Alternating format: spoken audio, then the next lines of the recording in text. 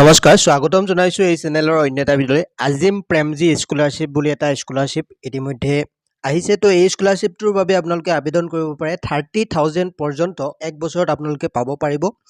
ইয়াতে দেখিবলৈ পাইছে এই স্কলাৰশ্বিপটো কেৱল গাৰ্লছ ষ্টুডেণ্টৰ কাৰণে, অৰ্থাৎ ছোৱালীসকলে এই স্কলাৰশ্বিপটো আবেদন কৰিব পাৰিব আৰু ক্লাছ 10 বা 12 পাছ কৰা হ'লে এই স্কলাৰশ্বিপটোৰ বাবে আবেদন কৰিবলৈ এলিজিবল হয়।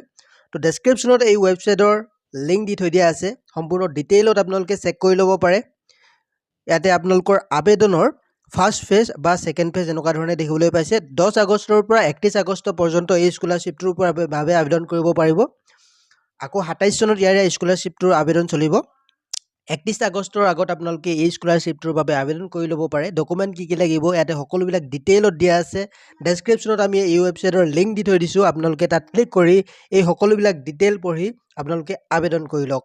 আবেদন কৰিবলৈ তললৈ যাব, ইয়াতে ৰেজিষ্টাৰ আৰু লগ ইন অপশ্যনত আপোনালোকে প্ৰথমতে ৰেজিষ্টাৰ কৰিব, তাৰপিছত লগ ইন কৰি ফৰ্মখন ফিল আপ কৰিব।